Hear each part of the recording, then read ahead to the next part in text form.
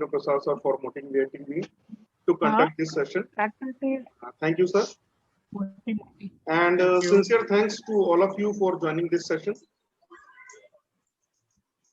This session will be my PhD journey.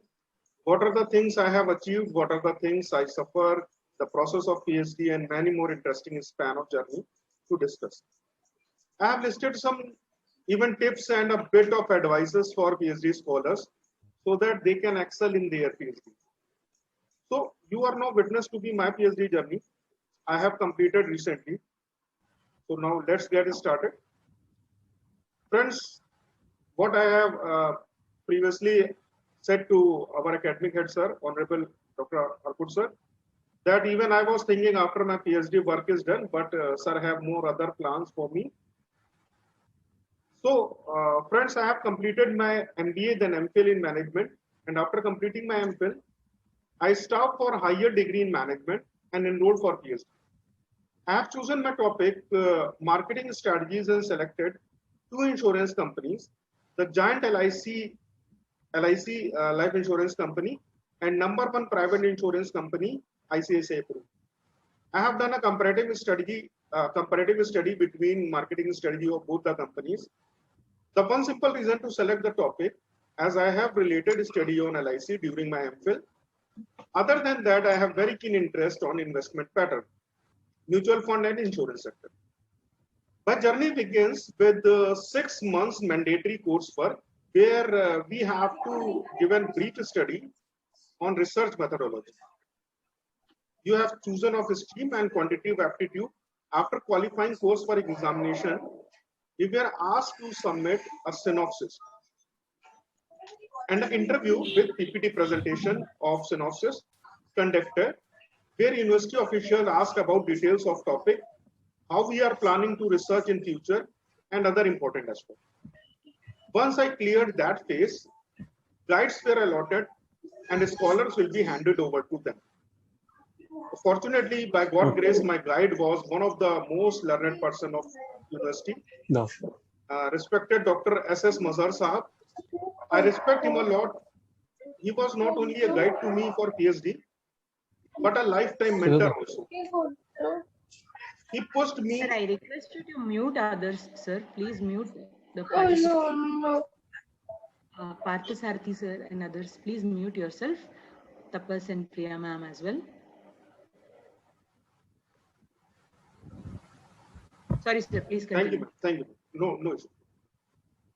I respect him a lot. He was not only a guide to me for PhD, but a lifetime mentor also. He pushed me to read and read a lot. That really built a strong base for my PhD. Here in my university, there is a system that scholars have mandatory to attend progress review meeting, which is called RDC meeting, in front of panel in every 6 months, where their work reviewed on the basis of past 6 months work they have done and what they are planning for next 6 months. So actually it's an ongoing process where scholars always have to work hard. Because panel will be headed by 4 internal committee members and 2 external examiners. It took about 4 years in completing, submitting thesis and final viva. I have started working on, I think, January 2016, second week of January 2016. I get enrolled and submitted my final thesis on September 30, 2020. Because of that particular paperwork, final viva conducted on 9th March 2021. In between my PhD, I have published about 7 papers in national and international journals, including 1 research paper in Scopus during my PhD. So now I want to present, or you can say I have prepared for all of you some slides, some presentation who are either pursuing or thinking to enroll in the PhD program in near future. With respect of all the PhD holders who are joining my session, maybe my journey will be different from others' journey. So some of the points people may agree or not, they have different ideas or beliefs. But actually this is, as according to Arput sir, this is actually my PhD journey, what I have been experienced from last 4 years during the time span. So now I want to be on the presentation with all your, okay. So what PhD is? Actually, frankly speaking, uh, I have prepared this slide, and first time I know what PhD stands for. Even before this session, I even don't know what PhD stands for. So I'm very thankful to Arkud sir. Because of him, I even know what the abbreviation of PhD is. Actually, PhD stands for Doctor of Philosophy, which is an abbreviation of the Latin term philosophy, octa. Philosophy here means fellow, friend, or lover of. Sophia, wisdom. So, a PhD is a doctoral research degree and normally the highest level of academic qualification you can achieve. Pratibha ma'am, may I know if my screen is visible to all?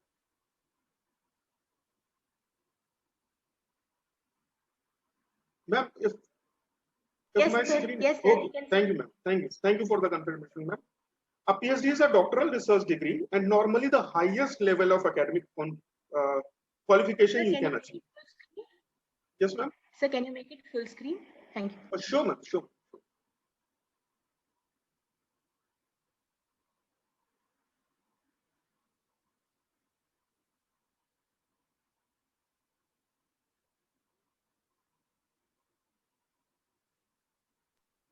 Slideshow. Yes, ma'am. Slideshow, Yes. sir. Is it on full screen, ma'am? Now. Yes, sir. Yes, sir. Now we can see. Thank you. Thank you, ma'am. Thanks for confirmation. Okay, so the degree normally takes between 3 or 4 years. Actually, there may be a full-time degree in some universities and a part-time degree in some universities. Because we are working professionals, in my university, there are two types of things you can avail, that is full-time degree and part-time degree. Full-time degree for all those research scholars who are not working professionals, minimum time for them to complete that PhD is 3 years and maximum is 7 years. And in between for part-time, that was minimum to complete is 4 years and maximum is same 7 years. But I wholeheartedly said that I don't even know any of the scholars who enrolled with me who have completed within uh, 3 years in my university, because there is a system to attend at least 8 RDCs during the PhD. So, first thing is what every PhD holder is face is research problem. So, a research problem is a specific issue. People have very difficulty in facing this issues, what their research problem is to be. So I think defining your research focus, write a paragraph based on the complete the sentences. Few tips, a tip from my side is, if you are unable to decide a research problem, you can have few things to do, like select a topic. I am studying. Second question, can you be? Because I want to find out. Third is, in order to. Fourth is, what is the significance? Or you can write, I have also an example prepared for you. Or you can write topic, I am studying literacy and social science because I want to find out if there is a link between literacy and social science. Rational can be in order to establish if people can move up or down their social class. Significance of the study can be so that we will know more about how to improve achievement and social economic condition in the society. So you have to write actually what you want to do, what your significance of the study can be. What is the objective? What will be the objective of the study? Why you want to study some specific things? So that can help to assess your research problem. Second important phase in the PhD is to submit a research proposal. So as we know, a research proposal is a concise and coherent summary of your proposal. So strictly speaking, your research proposal is not a part of your PhD. Instead, it is a normally part of the PhD application process only. The research proposal set up the aim and objective for your PhD. The original plan, you plan to study, what questions you will set to answer. It also explains why your work is finally a PhD proposal, explains how you plan to go or how you want to complete your doctorate. All of this means it may be a blueprint of your future work. So it is not the part of PhD actually, it is only the blueprint of your future work.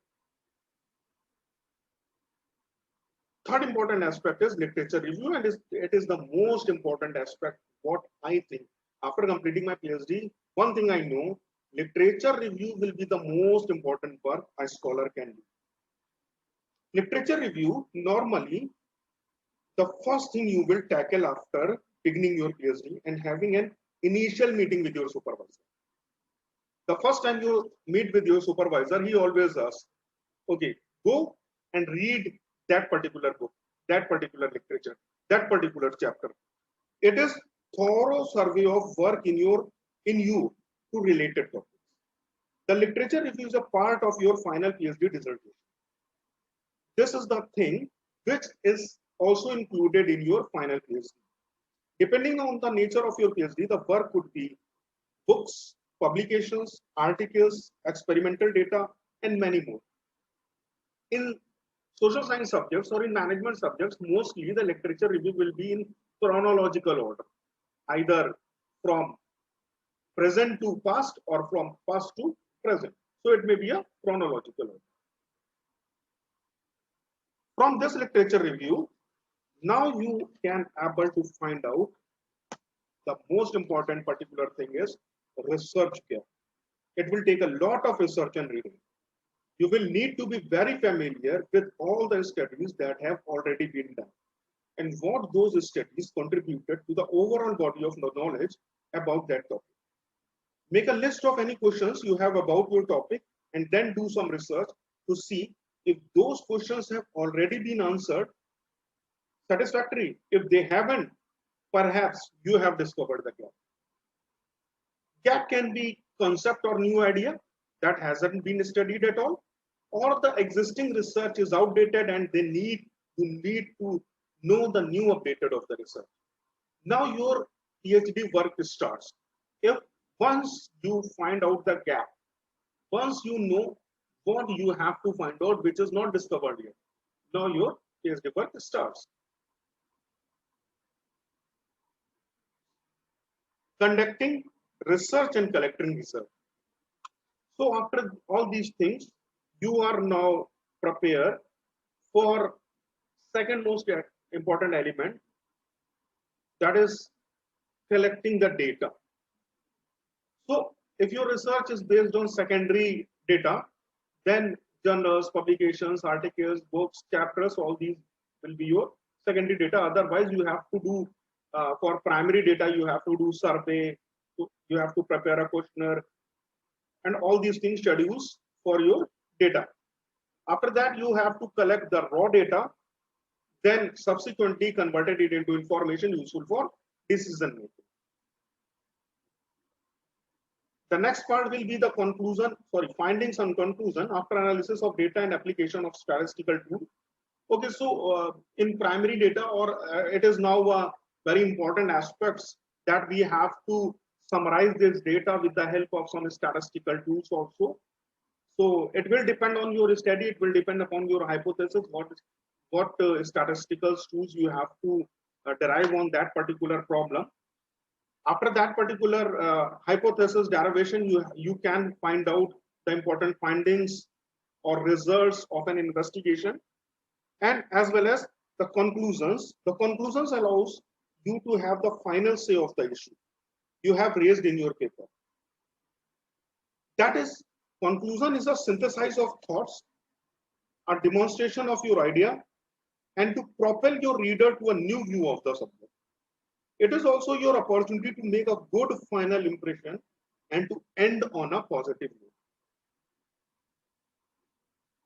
So these are the actually whatever I have given yet now. These are basic things which we have to complete in our PhD. This is not anything new I have shared till now, because every PhD holder, either he is enrolled or he has completed their PhD. With due respect, most of the things we all have doing same in our PhD research process. So I have only shared few things which are very mandatory and important. So now the things, one thing I also want to add, publications. As in my university, it is mandatory for us to complete 2 research publications, either in Scopus or at least UGC care listed journals. So it is also important for us to have even two publications in our PhD journey. I don't know if there are some changes in mandate or UGC, that particular amendments in that UGC thing, but till now we have same thing in our university. 2 research paper are important to publish. So second phase of mine, excuse me for a second.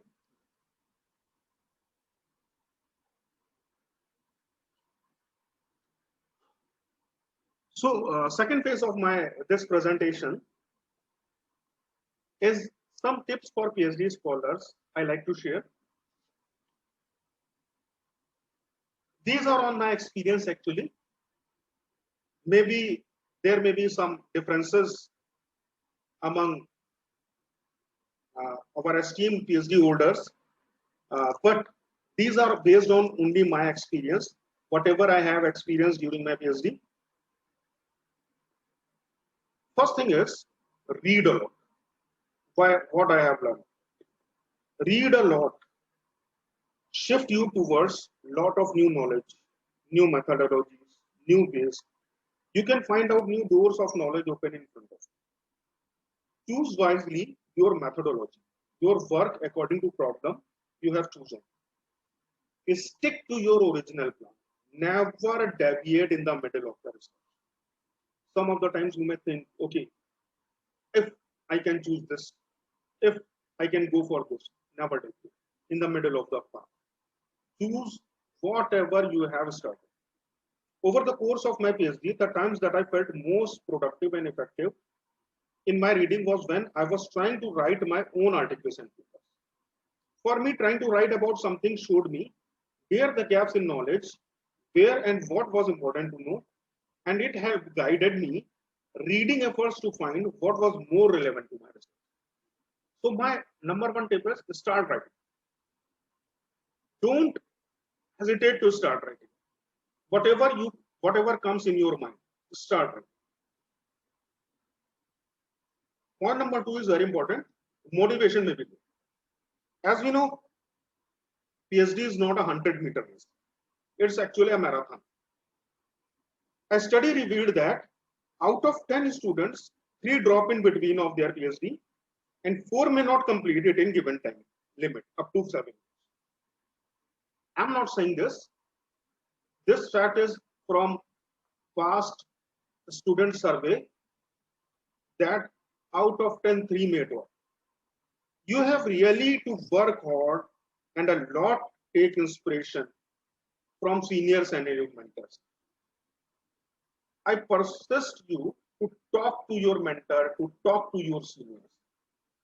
All literature you are reading, all calculations you are doing, all the chapters you are writing is a progress at the end of the day. Because step-by-step achievements are real motivation. Third point I want to share with you, learn from each other. Don't hesitate to ask anything from your senior or known or unknown person. Even I really thankful to Dr. Arkut sir. We have a Confluence group initiative taken by sir. Believe me, that will do miracles for you in PhD. Keep track on who else is working on similar topic, research paper or article. If any known one published earlier, you can discuss with them as they have prior experience. Working on related topic, definitely they will be state to give you 1 or 2 great tips. So I want to share that this confluence group will be a life-changing issue for a PhD scholar. Point number 4 is start on publishing. My advice is, as soon as you enrolled in PhD, keep working on publishing of an article or a research paper as early as possible. That may be a secondary data without any statistical. Whatever you want to write, write. It may be on secondary data, don't worry. It develop a habit of writing. You start thinking like a research scholar now. Publication also enhance your knowledge, and citation will help you later stage at the time of final PhD viva. If you find it difficult to be a single author, initiate with any senior person to help in their research work with contribution on as second author. Point number 5 is, do not let any pending work. I literally suffer a lot because of this, because I always think, okay, 4 years are enough to work to complete my work. And I start wasting my time in my first year. It is easy to think that you have a long time to complete your PhD, but don't be lulled with false sense of security. Time has a habit to disappearing fast. Start out as you mean to go. Establish a strict work and study routine. If you all remember, we have a fixed schedule in our high schools, intermediate, that we have to at least study for 1 hour. Please start this in your PhD also. At least dedicate 1 single hour for your PhD on a daily basis. Actually, writing part is most time consuming part and most difficult part of PhD study. You have to dedicate a lot work in writing, because some of the times sentences can't be correct, some of the times it may be a grammatical mistake, some of the times you have to remove the plagiarism. So it takes a lot of time.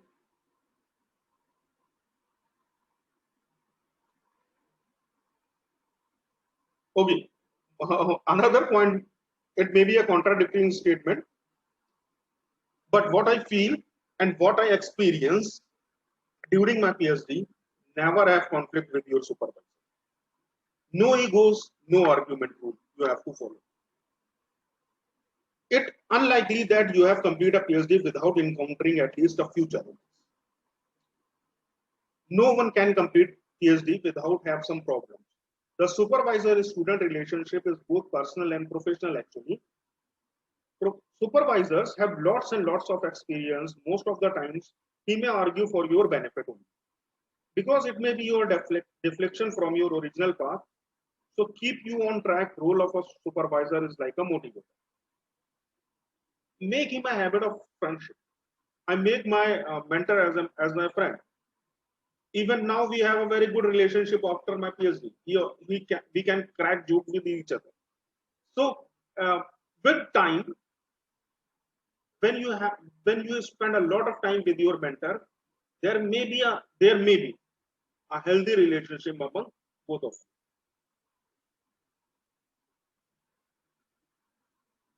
you. Last important point, what I want to share is enjoy the time. You only get the chance to be a PhD student once in your life. So try to enjoy. Only a few people enroll in more than one PhD program because this is a very stressful period. For this reason, use the time you have as a student and get as much as fun you can. After all, it is PhD, not a life or death situation. Knowing when to devote all your time and extend to the study is a key if you want to succeed. Same, a little bit of fun is also needed. This is my important tip. Don't be in a stress that you have to do this PhD in that particular time. It will be fine to have some fun also. Last but not the least, there are some other tips also which I don't want to elaborate. Write early means start writing your chapters early. As soon as you have completed your first chapter, introduction, start writing it. As soon as you have completed literature review, start writing it. And don't copy. but use content as a reference, because if you copy, it will be very difficult for you to remove plagiarism at the end of the day. So never copy, but you can use content as a reference. Use citation, whatever you have used from others' thesis or work. Start working on plagiarism. I really want to share, plagiarism can be a very difficult situation for you in after stage. Once you want to submit your final thesis, and it is also a crime also if you have 40 or 30% plagiarism in your thesis. Take the help of softwares like SPSS, Grammarly, 13. There are so many softwares now available. Some of them are free of cost, some of them are paid. So you can use these softwares. Planning is a continuous process. You will need to frequently review your plans. Always review your plans, what you are doing, what you now want to do, and even in 2 months, 1 month, always review your plans. So this is a